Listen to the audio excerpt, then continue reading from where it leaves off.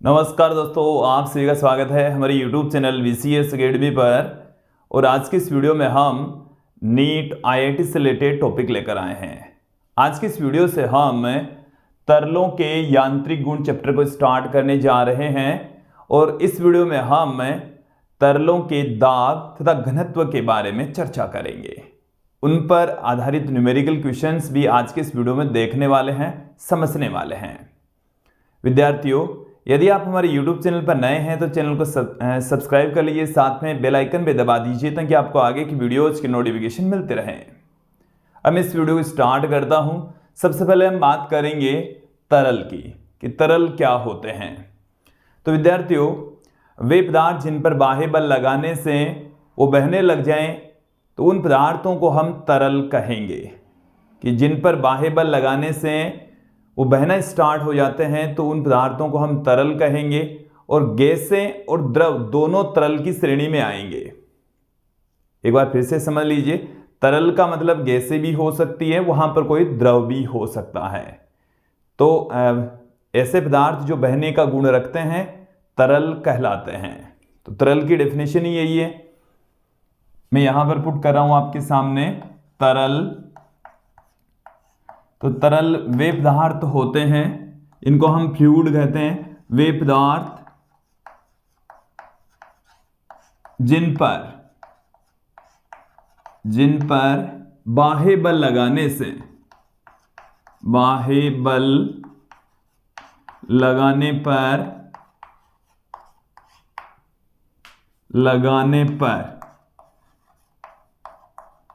बहना प्रारंभ हो जाए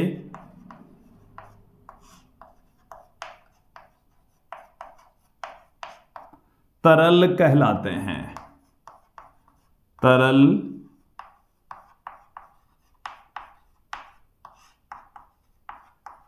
कहलाते हैं। तो देखिए, तरल के अंदर, तरल की श्रेणी में द्रव और गैसें दोनों आती है। द्रव और गैसें दोनों को ही हम तरल कंसीडर करके चलते हैं, क्योंकि दोनों में ही बहने का गुण होता है। अब मैं यहां पर बात करता हूं तरल के आकार की। तो देखिए, तरल का स्वयं का कोई आकार नहीं होता। इन्हें जिस पात्र में डाला जाता है, जिस पात्र में इनको रखा जाता है, वो उसी पात्र का आकार ग्रहण कर लेते हैं। तो तरल का स्वयं का कोई आकार नहीं होता। तरल का स्वयं का कोई आकार नहीं होता, कोई आकार नहीं होता है।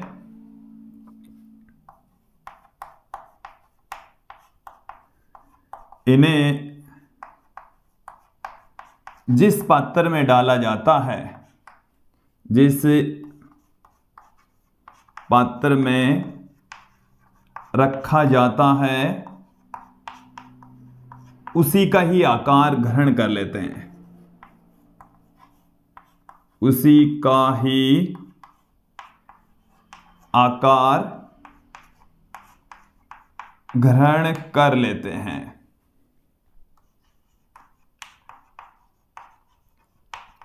अब देखिए, हम सबसे महत्वपूर्ण तरल से रिलेटेड जो सबसे महत्वपूर्ण बिंदु है, आदर्श तरल किसे कहेंगे, कि एक आदर्श तरल किसे कहा जाएगा। तो देखिए, ऐसा तरल पदार्थ जिसमें जो असंपीड्य हो। हालांकि ऐसा संभव नहीं है कि जिस पर बाह्य बल लगाने से उसमें संपीड़न नहीं हो, ऐसा पॉसिबल, व्यवहारिक रूप में पॉसिबल नहीं है। लेकिन जब बात करते हैं आदर्श तरल की, तो आदर्श तरल अश्यान तथा असंपीड्य होता है। ऐसा तरल जो अश्यान हो, इट मीन्स जब वो बहता है तो इनकी परतों के मध्य कोई प्रतिरोधी बल, विरोधी बल काम नहीं करता हो, तथा बाह्य बल लगाने पर उसमें संपीड़न नहीं हो, तो उस तरल को हम आदर्श तरल कहेंगे। तो ऐसा तरल जिसमें जो अश्यान हो, जो अश्यान हो तथा जो असंपीड्य हो,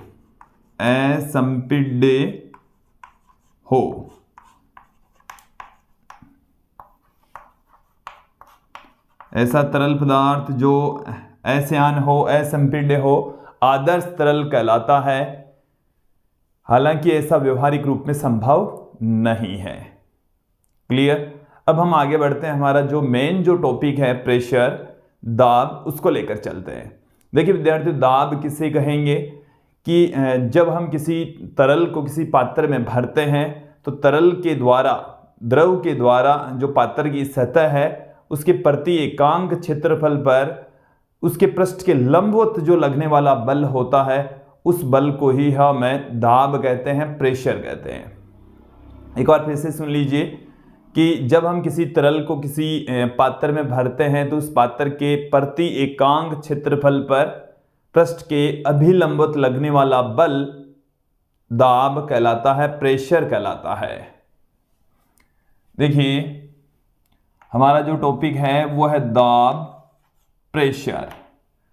देखिए दाब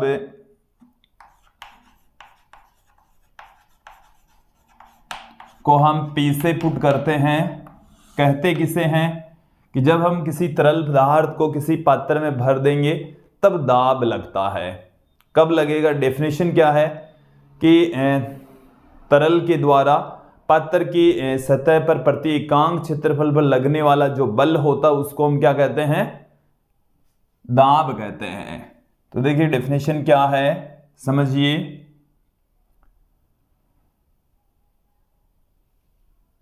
देखिए द्रव या तरल द्वारा पात्र की सतह के प्रति एकांक क्षेत्रफल पर, प्रति एकांक क्षेत्रफल पर पृष्ठ के अभिलंबवत लगने वाला बल, पृष्ठ के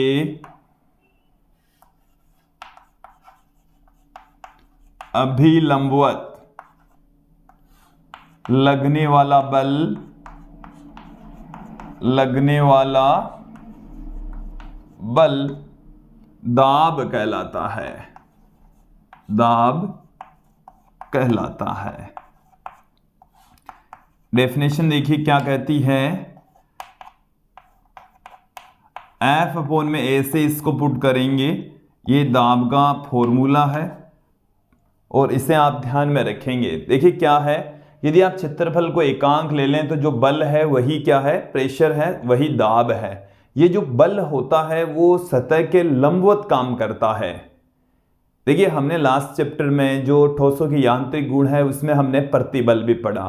तो जो प्रतिबल होता है वो सतह के लंबवत भी हो सकता है, स्पर्शरेखी भी हो सकता है। जबकि दाब में कन्फर्म है कि जो दाब में जो बल काम करता है वो सदैव सतह के परपेंडिकुलर काम करता है। क्लियर। तो ये मैंने यहाँ पर पहले ही पुट कर दिया, अभिलंबवत काम करता है। तो इस बल को ही हम क्या कहेंगे? प्रति एकांक क्षेत्रफल पर लगने वाला जो बल होता है प्रेशर कहलाता है, दाब कहलाता है। क्लियर। अब मैं यहाँ पर बात करूँ कि दाब सदिश राशि है या अदिश राशि है। तो विद्यार्थियों दाब है न तो सदिश राशि है न ही अदिश राशि है। दाब एक परिदिश भौतिक राशि है। दाब एक परिदिश भौतिक राशि होती है, परिदिश भौतिक राशि है। परिदिश को हम टेंसर कहते हैं।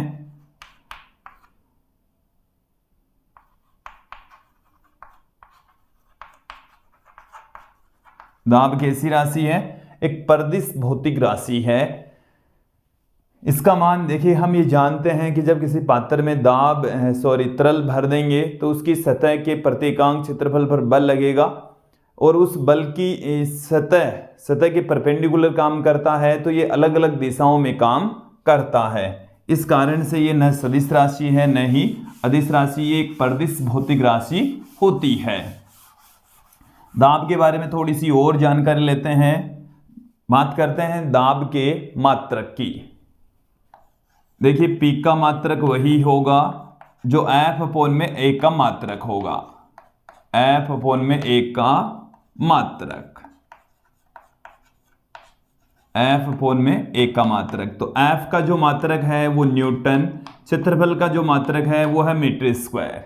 तो न्यूटन पर मीटर स्क्वायर इसका मात्रक होता है और इसे हम पास्कल कहते हैं। इसी को ही क्या कहा जाता है, पास्कल कहा जाता है। इसको हम पी से पुट करते हैं। किससे लिखेंगे, पी से पुट करेंगे। क्लियर। बात करते हैं यहां पर सीजीएस पद्धति में। सीजीएस पद्धति में देखिए इसका जो मात्रक है न्यूटन के स्थान पर आ जाएगा डाइन। क्या आ जाएगा, डाइन। और मीटर स्क्वायर के स्थान पर आ जाएगा सेंटीमीटर स्क्वायर। तो सीजीएस पद्धति में जो दाब का मात्रक होता है वो डाइन पर सेंटीमीटर स्क्वायर होता है। एमकेएस पद्धति में इसका मात्रक न्यूटन पर मीटर स्क्वायर, जिसको हम पास्कल कहते हैं। क्लियर। थोड़ा सा और आगे बढ़ते हैं, इन दोनों के बीच में क्या संबंध होता है। तो एक न्यूटन पर मीटर स्क्वायर, या इसको हम कह रहे हैं पास्कल। इसे क्या कहा जा रहा है, पास्कल। ये किसके तुल्य होगा, क्योंकि एक जो न्यूटन होता है वो 10 की घात 5 डाइन के इक्वल होता है। मीटर के स्थान पर हम 100 सेंटीमीटर पुट कर सकते हैं। यहां पर मीटर स्क्वायर है तो 100 सेंटीमीटर का स्क्वायर हो जाएगा। 100 का मतलब 10 की घात 2 का स्क्वायर हो जाएगा। 10 की घात 4 सेंटीमीटर स्क्वायर आ जाएगा। 10 की घात 4 सेंटीमीटर स्क्वायर। तो यहां पर आप ध्यान देंगे कि 1 न्यूटन पर मीटर स्क्वायर, जिसको हम पास्कल कह रहे हैं, ये बराबर होता है 10 डाइन पर सेंटीमीटर स्क्वायर के। ये दोनों के बीच में आपस में संबंध होता है। क्लियर। इसको आप ध्यान रखें, कई जगह पर यूज में भी लेते हैं। न्यूमेरिकल क्वेश्चन करते समय ये बार बार यूज में भी आएगा। क्लियर। थोड़ा सा आगे बढ़ते हैं, बात करते हैं इसकी वीमा की। तो देखिए पी की वीमा वही होगी जो एफ अपोन में ए की वीमा होगी। तो देखिए एफ अपोन में ए, एफ क्या है, बल, और बल की वीमा होती है m1 L1 T-2। ए यहां पर क्षेत्रफल जिसकी वीमा होती है L2। तो P की जो वीमा है वो क्या निकल कर आ रही है, m1 L-1 और T-2। ये इसकी वीमा निकल कर आ रही है। विद्यार्थियों हम बता दें कि जो दाब है इसकी वीमा प्रतिबल की वीमा के समान होती है, प्रत्यास्थता गुणांक के समान होती है। प्रत्यास्थता गुणांक, प्रतिबल, दाब, इन सब की विमाएं क्या होती है, सेम होगी। तो यहां तक आपको एकदम समझ में आ जाना चाहिए, क्लियर हो जाना चाहिए। अब मैं यहां पर बात करता हूं वायुमंडलीय दाब। वायुमंडलीय दाब, देखिए वायुमंडलीय दाब क्या होता है, वायुमंडलीय दाब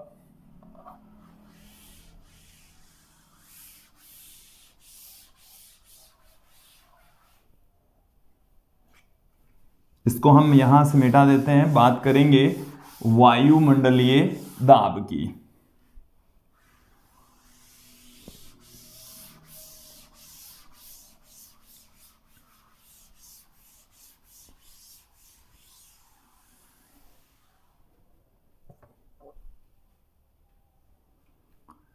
वायुमंडलीय दाब,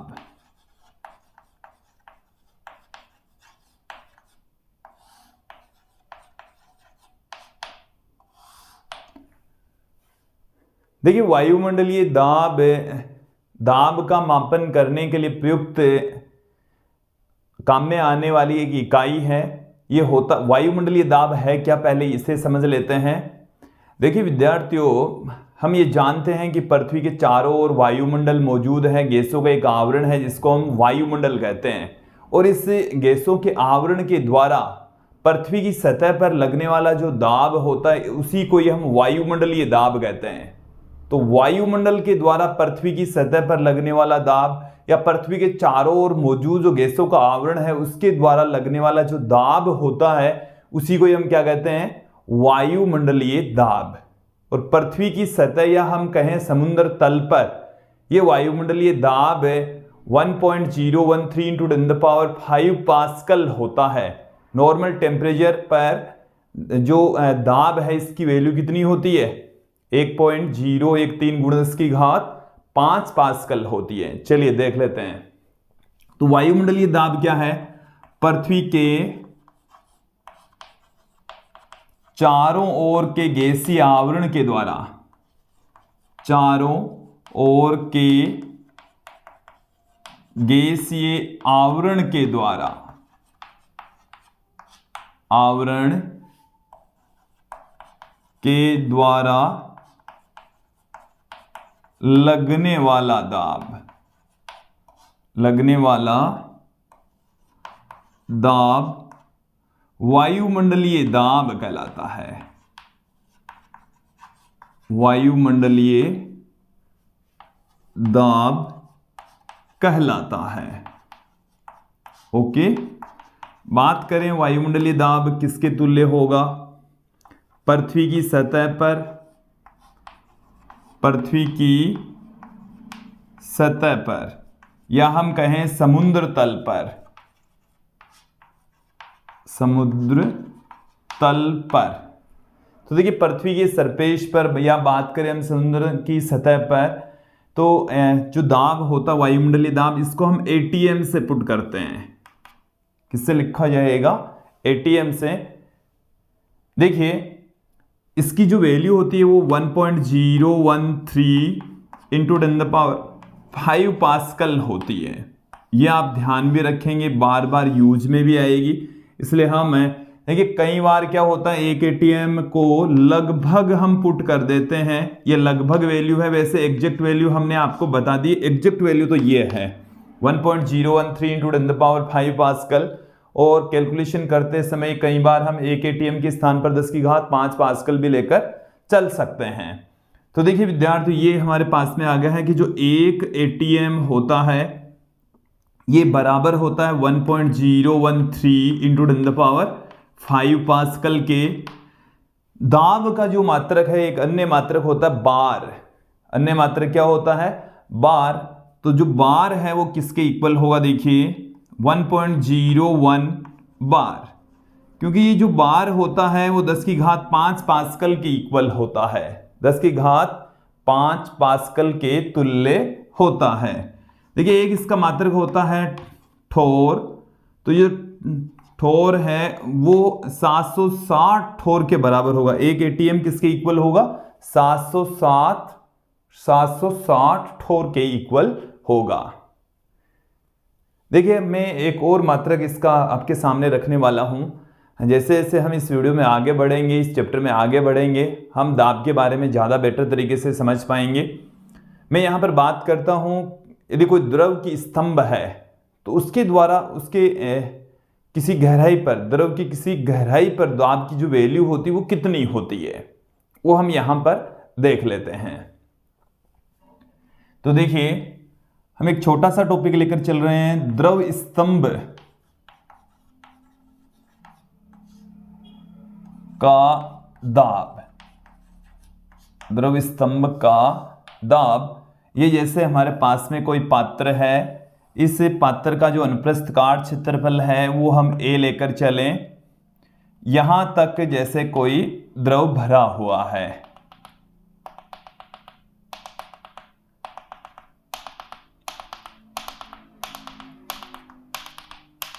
ये हमारे पास में इस सतह पर यहां पर दाब है P0 और इससे H गहराई पर हम यहां पर दाब की बात कर रहे हैं। कितनी गहराई पर? H गहराई पर दाब कितना होगा उसकी यहां पर हम चर्चा कर रहे हैं।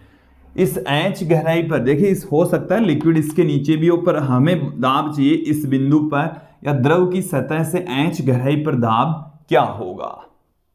क्लियर?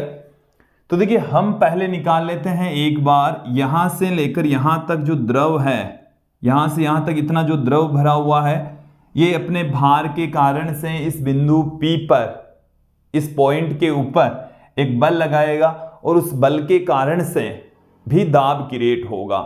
तो देखिए H गहराई पर, H गहराई पर दाब, तो H गहराई पर जो दाब होगा वो हमें ज्ञात करना है। उस दाब को हम P से लिख रहे हैं, इसको हम P0 प्लस, मैं इसको P1 से पुट कर दूं या इसको P' से लिख दीजिए। P0 है वो तो 1 atm है। P0 का मतलब है कि वायुमंडलीय दाब, जो कि हम ये जानते हैं कि 1 atm के इक्वल होता है। मुझे चाहिए इस P डैश की वैल्यू। देखिए दाब बराबर होता है बल बट्टे में क्षेत्रफल, वैसे इसकी वैल्यू हमें सीधा भी पता है, सीधा आपको ध्यान में भी रखना है, रो जी एच के इक्वल होती है। किसके तुल्य होती है? रो जी एच, जहां रो तरल या जो द्रव आपने लिया है उसका घनत्व है, जी गुरुत्वीय त्वरण, और एच यहां पर इस द्रव स्तंभ की ऊंचाई होती है। चलिए समझेंगे। पी डैश बराबर होता है बल बट्टे में क्षेत्रफल। ये हमने जो तरल लिया है इसका अनुप्रस्थ काट क्षेत्रफल है a, क्योंकि ये वाली जो सतह है इसका क्षेत्रफल कितना है? a। इस पर लगने वाला बल हम ज्ञात कर लेते हैं। देखिए यहां पर इस बल को हम क्या पुट कर सकते हैं? इस द्रव का भार mg अपॉन में a, m द्रव्यमान के स्थान पर हम आयतन इंटू घनत्व पुट कर सकते हैं। और देखिए इस आयतन को हम इसका अनुप्रस्थ काट क्षेत्रफल इंटू ऊंचाई से लिख सकते हैं। देन यहां से ऐसे कैंसिल हो जाएगा, पी डैश बराबर आ जाएगा हमारे पास में रो जी एच, ये प्राप्त हो गया। तो द्रव स्तंभ के द्वारा जो दाब डाला जाता है वो इतना है, और इस सतह पर यहां पर इस बिंदु पर कुल जो दाब है, कुल दाब ये बराबर होगा P बराबर P0 plus P dash, then इसको हम P0 P not plus row ji H हम पुट कर सकते हैं, लिख सकते हैं। ओके, यहां पर आप देखें कि जो P नॉट है या जो P0 है ये वायुमंडलीय दाब है, जो कि हमने सामान्य ताप के ऊपर बता दिया है। 1 atm के इक्वल होता है 1.013 इंटू 10⁵ पास्कल के इक्वल होता है। आप देखेंगे कि जो द्रव स्तंभ का जो दाब होता है ये एक तो उस द्रव की प्रकृति पर डिपेंड करता है, इट मीन्स उसके घनत्व पर निर्भर करता है, साथ में उसकी ऊंचाई पर भी निर्भर करता है, गुरुत्वीय त्वरण पर भी डिपेंड करेगा। तो जो P का जो मान है वो रो, जी और एच, रो का मतलब उसकी प्रकृति पर निर्भर करेगा, जी गुरुत्वीय त्वरण है, एच उस द्रव स्तंभ की ऊंचाई है। क्लियर विद्यार्थियों? थोड़ा सा और आगे बढ़ते हैं, बात करते हैं यहां पर गेज दाब की। गेज दाब, देखिए गेज दाब क्या होता है? गेज दाब, तो देखिए द्रव की एच गहराई पर जो दाब होता है और वायुमंडलीय दाब होता है, दोनों का जो अंतर है उसको हम गेज दाब कहते हैं। तो देखिए गेज दाब किसके तुल्य होगा? ध्यान देंगे, गेज दाब कि द्रव की एच गहराई पर कुल दाब का वायुमंडलीय दाब का जो अंतर होता है इसको हम गेज दाब कहते हैं। और यहां पर इस स्थिति में जो गेज दाब है वो कितना हो जाएगा? देखिए गेज दाब बराबर P का जो मान है वो है P0 प्लस रो जी एच, P0 इसमें से घटा देंगे तो गेज दाब हमें मिल चुका है रो जी एच, रो जी एच हमें प्राप्त हो चुका है। क्लियर विद्यार्थियों? थोड़ा सा और आगे बढ़ते हैं। अब हम ये तो था घनत्व दाब का पार्ट, अब हम आगे बढ़ेंगे, बात करेंगे घनत्व की, डेंसिटी की। घनत्व के बारे में बेसिक जानकारी लेंगे। अभी जो वर्ड आया घनत्व है ये किसके इक्वल होता है, क्या होता है, इसके बारे में संपूर्ण जानकारी अब ले लेते हैं। घनत्व डेंसिटी इसको कहा जाता है, रो से पुट करते हैं, रो से कई जगह पर इसको डी से भी पुट कर देते हैं। देखिए घनत्व क्या होता है कि किसी तरल के प्रति एकांक आयतन का जो द्रव्यमान होता है उसको हम घनत्व कहते हैं। प्रति एकांक आयतन का द्रव्यमान ही क्या कहलाता है? घनत्व कहलाता है, डेंसिटी कहलाता है। तो देखिए क्या है डेफिनेशन, किसी द्रव के प्रति एकांक द्रव्यमान का आयतन, प्रति एकांक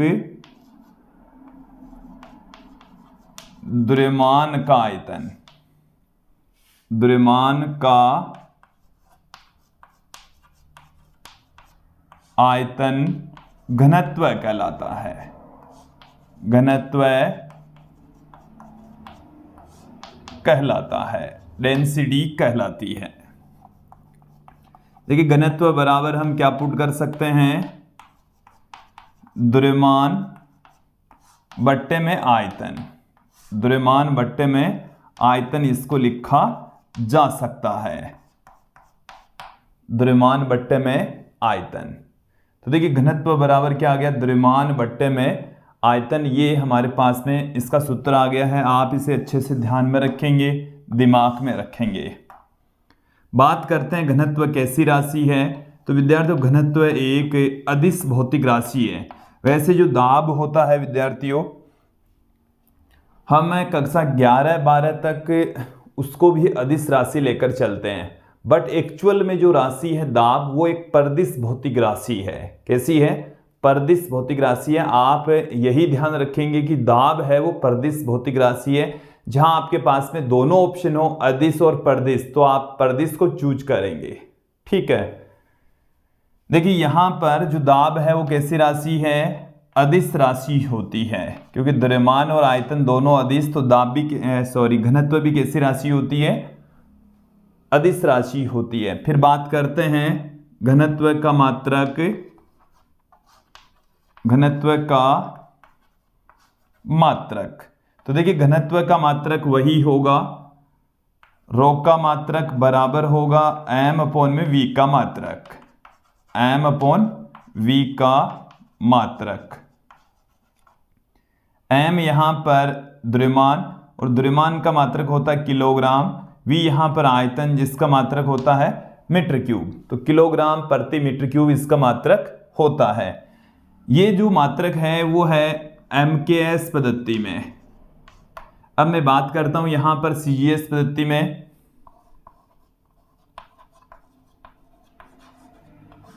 CGS पद्धति में इसका मात्रक है, द्रव्यमान को हम मापेंगे ग्राम में, द्रव्यमान को किस में मापा जाएगा, ग्राम में, और आयतन को मापा जाएगा सेंटीमीटर क्यूब में, तो ग्राम प्रति सेंटीमीटर क्यूब इसका मात्रक होता है। फिर देखिए दोनों में क्या संबंध होता है, दोनों में क्या रिलेशन होता है। एक जो किलोग्राम प्रति मीटर क्यूब होता है, इसको हम क्या लिख सकते हैं, किलोग्राम के स्थान पर हम पुट कर देंगे 1000 ग्राम। फिर बात करें मीटर क्यूब, तो मीटर के स्थान पर हम 100 सेंटीमीटर पुट कर सकते हैं, तो 100 सेंटीमीटर का क्यूब आ जाएगा। देन यहाँ पर 1000 ग्राम बट्टे में 100 की घात 3, इसका मतलब 10 की घात 2 की घात आ गई है 3, तो ये हो गई है 10 की घात 6 सेंटीमीटर क्यूब। तो इसका मतलब ये आ गया है कि 1 किलोग्राम प्रति मीटर क्यूब ये बराबर हो गया है 10 की घात -3 ग्राम प्रति सेंटीमीटर क्यूब के। इसको इस तरीके से हम पुट कर सकते हैं, लिख सकते हैं। यहां तक आपको समझ में आ जाना चाहिए। बात करते हैं इसकी विमा की, तो विमा किसके इक्वल हो जाएगी, देखिए फॉर्मूले के अकॉर्डिंग इसकी विमा पुट कर देते हैं, रो की विमा। तो रो की विमा वही होगी जो m अपॉन में v की विमा होगी। द्रव्यमान की जो विमा है वो क्या आ जाएगी हमारे पास में, m1 L-3 T0 इसकी विमा हो जाएगी। क्लियर।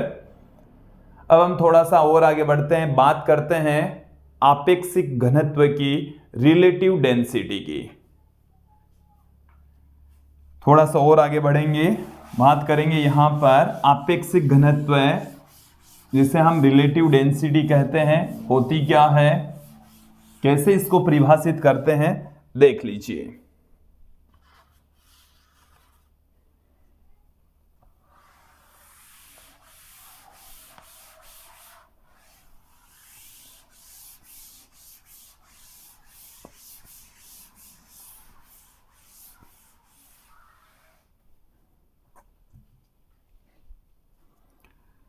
अब यहां पर हम बात करेंगे आपेक्षिक घनत्व की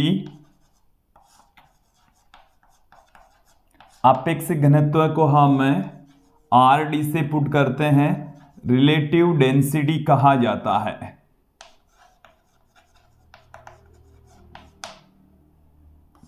देखिए किसे कहा जाता है, देखिए जल के घनत्व को मानक घनत्व मानकर उसके रेस्पेक्ट अन्य वस्तुओं के घनत्व को हम फाइंड आउट करें तो उसको हम आपेक्षिक घनत्व कहते हैं। हम ये भी कह सकते हैं कि जल के घनत्व के सापेक्ष किसी पदार्थ का जो घनत्व होता है उसको हम आपेक्षिक घनत्व कहेंगे, या हम कह सकते हैं वस्तु का घनत्व तथा जल के घनत्व का जो अनुपात होता है उसको हम आपेक्षिक घनत्व कहते हैं। देखिए बोर्ड पर फोकस करें, जल के घनत्व के सापेक्ष, जल के घनत्व के सापेक्ष पदार्थ का घनत्व या वस्तु का घनत्व, वस्तु का घनत्व आपेक्षिक घनत्व कहलाता है। आपेक्षिक घनत्व कहलाता है। तो देखिए रिलेटिव डेंसिटी आपेक्षिक घनत्व किसके इक्वल होगा, इसे हम RD रिलेटिव डेंसिटी किसके इक्वल होगी। देखिए वस्तु का घनत्व, वस्तु का घनत्व बट्टे में आ जाएगा जल का घनत्व, और जल का घनत्व भी आप 4 डिग्री सेंटीग्रेड पर लेंगे, 4 डिग्री सेंटीग्रेड पर जल का घनत्व। और विद्यार्थियों हम बता दें कि 4 डिग्री सेंटीग्रेड पर जल का घनत्व अधिकतम होता है,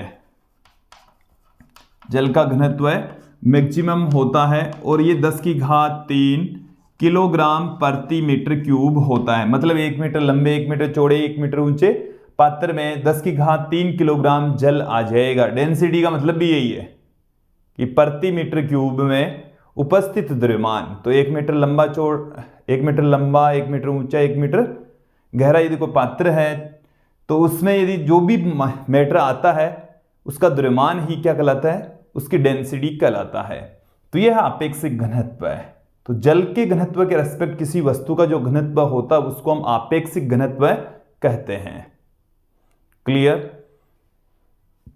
देखिए इसके बाद में हम थोड़ा सा और आगे बढ़ते हैं, बात करेंगे कि घनत्व, जैसे मान लीजिए कि हम 2 भिन्न पदार्थ लें और उन दोनों का द्रव्यमान यदि अलग अलग है, घनत्व अलग अलग हैं, दोनों को आपस में मिला दें तो नया जो पदार्थ बनता है उसका घनत्व क्या होगा, माध्य घनत्व क्या होगा। चलिए मैं अलग अलग कंडीशन आपके सामने रखता हूं घनत्व से रिलेटेड ही। देखिए समझेंगे क्या है, स्थितियां हम लेकर चल रहे हैं, अलग अलग स्थितियां।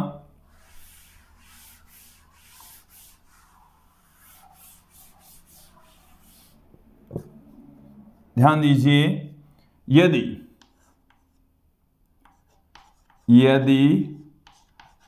M1 द्रव्यमान व ρ1 घनत्व वाले पदार्थ को M2 द्रव्यमान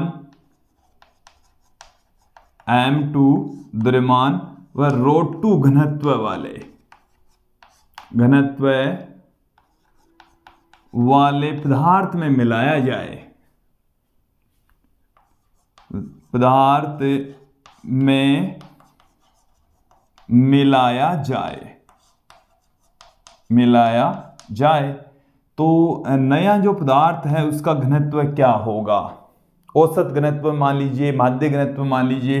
देखिए हम घनत्व बराबर क्या जानते हैं, द्रव्यमान बट्टे में आयतन। और यहाँ पर 2 पदार्थ लेकर चलें जिनका द्रव्यमान M1 प्लस M2 और उनका जो आयतन है वो V1 प्लस V2।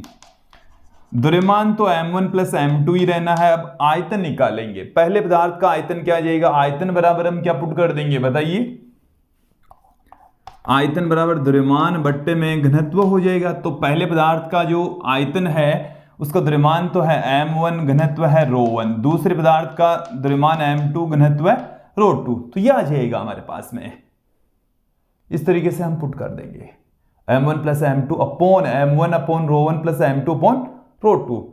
देखिए जैसे मान लीजिए कि आपके पास में जो पदार्थ है दोनों के द्रव्यमान सेम है, यदि हम इसमें कंडीशन में हम और कंडीशन डाल दें कि यदि m1 तथा m2 दोनों ही क्या हो बराबर, तो घनत्व क्या हो जाएगा। देखें इसकी जगह में m लिख दूं, इसकी जगह भी m लिख दूं, इसकी जगह भी m बट्टे में ρ1 प्लस m बट्टे में ρ2। तो इसको हम लिख देंगे 2 प्लस, देखो यहां से m लेकर ऊपर से m कॉमन लेकर कट जाएगा, ऊपर 2m है रहेगा तो वो 2 पड़ा है, तो ये ρ1 ρ2 ऊपर चला जाएगा, ρ1 प्लस ρ2 आ जाएगा। तो देखो ध्यान देना कि दो पदार्थ हैं जिनका द्रव्यमान समान है, एक का घनत्व ρ1 है, दूसरे घनत्व ρ2 है, तो उनका औसत घनत्व क्या हो जाएगा, तो 2 ρ1 ρ2 अपॉन ρ1 प्लस ρ2 हो जाएगा। क्लियर। ये कब आएगा, जब दोनों पदार्थों का द्रव्यमान सेम हो, दोनों का द्रव्यमान क्या है, सेम होगा, द्रव्यमान सेम होगा तब की बातें हैं। क्लियर। अब मैं यहां पर लेकर चलता हूं, अब की बार जैसे हमारे को आयतन दिया हुआ हो, क्या दिया हुआ हो, आयतन और घनत्व दिया हुआ हो, कि पहला जो पदार्थ है उसका V1 आयतन का घनत्व है ρ1 और V2 आयतन का घनत्व है ρ2, तो औसत घनत्व क्या हो जाएगा। समझें इस कंडीशन को।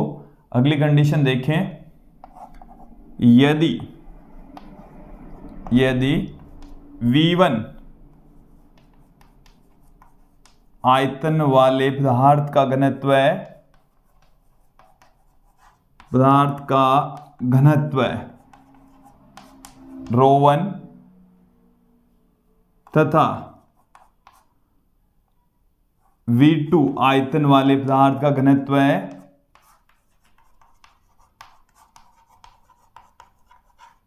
पदार्थ का घनत्व ρ2 है, दोनों को मिलाने पर जो नया पदार्थ बनता है उसका घनत्व क्या होगा, फॉर्मूला वही रहेगा, द्रव्यमान बट्टे में आयतन। द्रव्यमान को हम m1 प्लस m2 से और आयतन को v1 प्लस v2 से पुट कर देंगे। यहां तक समझ में आ गया। द्रव्यमान के स्थान पर हम क्या पुट कर सकते हैं, आयतन इंटू घनत्व है, तो आयतन v1 into ρ1 plus v2 into ρ2 upon v1 plus v2 put कर देंगे, ये फॉर्मूला आ जाएगा हमारे पास में। अब देखिए विद्यार्थी, यदि हम क्या कर दें, v1 और v2 दोनों को क्या कर दें, बराबर पुट कर दें, तो यहां से v कॉमन आ जाएगा, यहां से v कॉमन आ जाएगा, रो बराबर आ जाएगा हमारे पास में, ρ1 प्लस ρ2 अपॉन 2 आ जाएगा, ये फॉर्मूला आ जाएगा।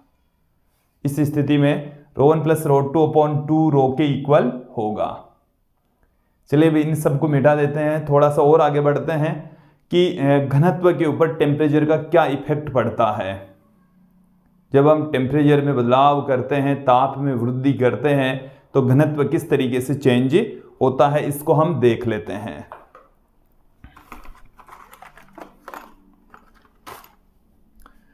देखिए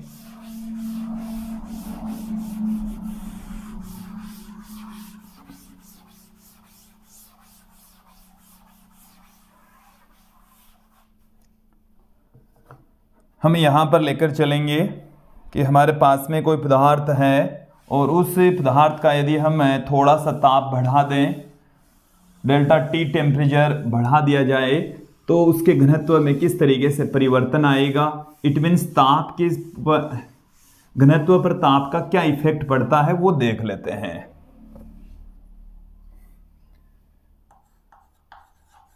घनत्व पर ताप का प्रभाव, देखिए विद्यार्थियों, नेक्स्ट चैप्टर में हम जो ऊष्मागतिकी से रिलेटेड होगा, उस चैप्टर में हम ये देखेंगे कि जब हम किसी पदार्थ का ताप बढ़ाते हैं तो लंबाई में वृद्धि हो जाती है, क्षेत्रफल में वृद्धि हो जाती है, आयतन में वृद्धि हो जाती है। आयतन किस तरीके से चेंज होता है, जैसे मान लीजिए कि प्रारंभिक आयतन V0 है तो ये 1 प्लस गामा डेल्टा टी के अकॉर्डिंग चेंज हो जाएगा। ये गामा है, इसको हम कहते हैं आयतन प्रसार गुणांक। इसको क्या कहा जाता है? आयतन प्रसार गुणांक। डेल्टा टी उसके ताप में वृद्धि, और जो V0 है वो प्रारंभिक आयतन होता है। ये फॉर्मूला हम कहाँ पढ़ेंगे? नेक्स्ट चैप्टर में पढ़ेंगे, बट यूज में यहीं पर लेंगे, ठीक है। तो देखिए घनत्व में क्या परिवर्तन आ जाएगा। प्रारंभिक घनत्व हम लेकर चल रहे हैं ρ0, और अंतिम जो घनत्व है वो कितना लेकर चल रहे हैं? ρ।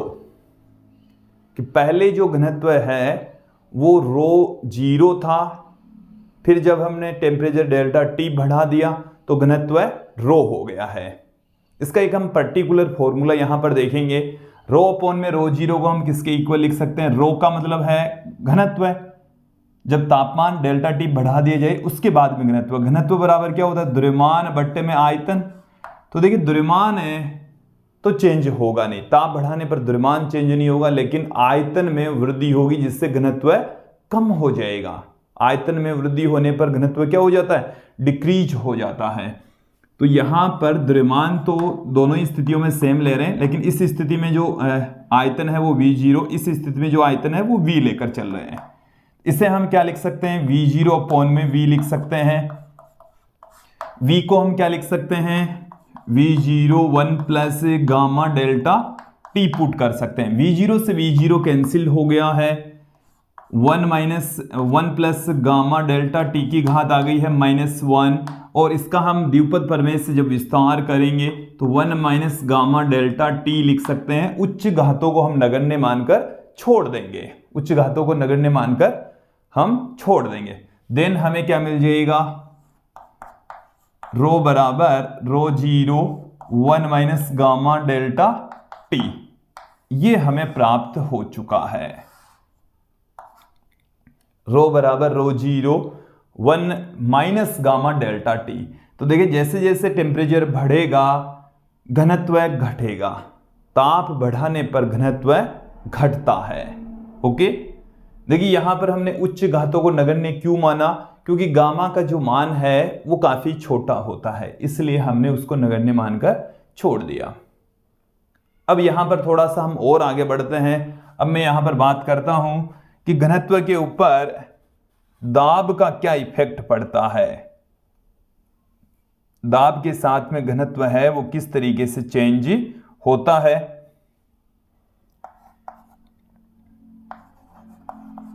घनत्व पर दाब का प्रभाव, दाब का प्रभाव, दाब का क्या इफेक्ट पड़ता है वो अब यहां पर हम देख लेते हैं।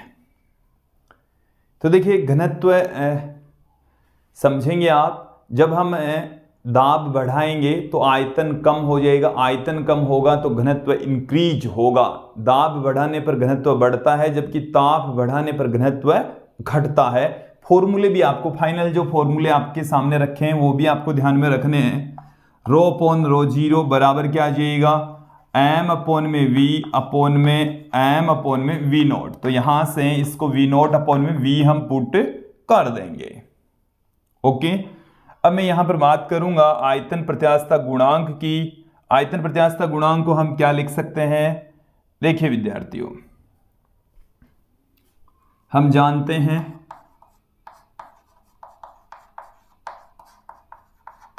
आयतन प्रत्यास्थता गुणांक B बराबर क्या होता है? B बराबर होता है माइनस में delta P upon delta V upon में V0। V0 यहां चला गया, मुझे वैल्यू चाहिए V की। तो देखिए इसको हम क्या लिख दें? B इंटू डेल्टा V बराबर माइनस में डेल्टा P इंटू V0। इसे हम इस तरीके से भी लिख सकते हैं V माइनस V0 बराबर माइनस में डेल्टा P V0। मुझे वैल्यू चाहिए V की, तो इस B का हम भाग लगा दें। तो देखिए B का जब हम भाग लगा देंगे तो माइनस में डेल्टा P V0 बट्टे में आ गया B, फिर माइनस में V0 यहां पर रहेगा, तो V बराबर क्या आ गया? ये उधर चला जाएगा। V0 कॉमन ले लेंगे तो 1 minus delta P upon B, ये आ गया हमारे पास में V का मान। यहां पर हम पुट कर देते हैं V0 1 माइनस से डेल्टा P अपॉन में B, और ये जब बट्टे से ऊपर जाएगा तो 1 माइनस डेल्टा P अपॉन में B की घात हमारे पास में आ जाएगी -1, और रो बराबर आ जाएगा ρ0 1 प्लस डेल्टा P अपॉन में B, ये हमें मिल जाएगा। रो बराबर ρ0 1 प्लस डेल्टा P अपॉन में B। तो ये घनत्व है दाब के साथ में किस तरीके से चेंज होता है, उसका सूत्र आ गया है। दाब जब इंक्रीज होगा तो घनत्व भी बढ़ेगा, घनत्व भी इंक्रीज होगा। ये वाला फॉर्मूला भी आपको ध्यान में रखना है, दिमाग में फिट बैठाकर रखना है। अब हम थोड़ा सा आगे बढ़ते हैं, इन पर आधारित कुछ न्यूमेरिकल क्वेश्चंस यहां पर हम देख लेते हैं।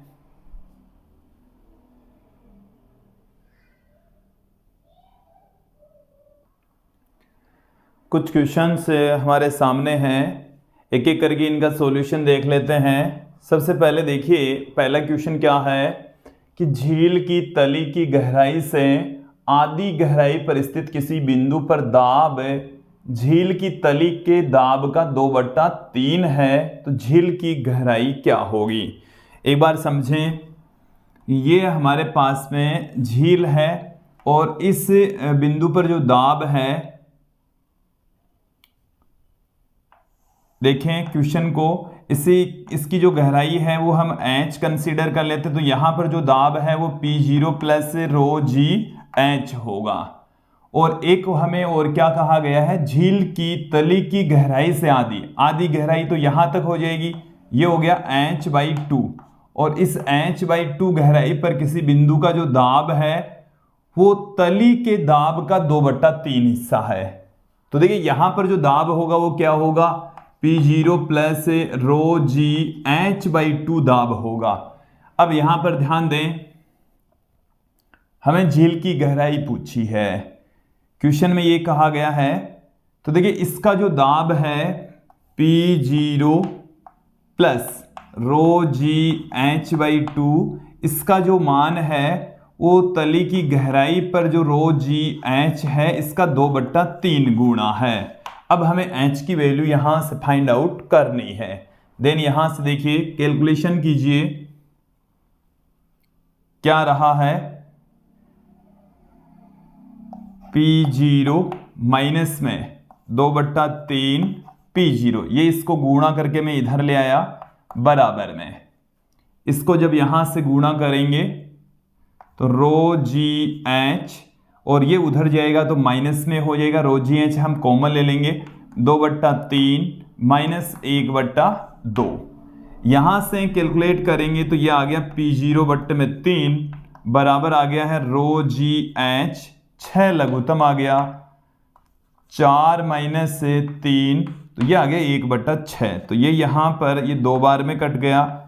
P0 बराबर आ गया ρgh/2, हमें h की वैल्यू ज्ञात करनी है जो कि 2P0/ρg के इक्वल होगी। तो 2 गुणा 10 की घात 5, रो का मान 10 की घात 3, जी का मान 10, तो यहां से ये आ गया हमारे पास में 20 मीटर। इसकी जो गहराई होगी, झील की जो गहराई है वो कितनी होगी, 20 मीटर होगी। नेक्स्ट क्वेश्चन देखिए क्या है अगला प्रश्न, कि ग्लिसरीन का आयतन प्रसार गुणांक हमें गामा दे रखा है, तब ग्लिसरीन के ताप में 40 डिग्री सेंटीग्रेड की वृद्धि करने पर उसके घनत्व में कितना आंशिक परिवर्तन होगा। देखिए समझें आप, हमें एक तो गामा दे रखा है, आयतन प्रसार गुणांक 5 × 10 की घात -4 प्रति केल्विन दे रखा है, ताप में जो वृद्धि है वो 40 डिग्री सेंटीग्रेड दे रखी है, हमें घनत्व में आंशिक परिवर्तन पूछा है। हम घनत्व रो बराबर क्या जानते हैं, ρ0 1 माइनस गामा डेल्टा T, अभी अभी हमने आपको बताया था कि जब ताप में वृद्धि करते हैं तो घनत्व में कमी आती है। इसे हम क्या लिख सकते हैं,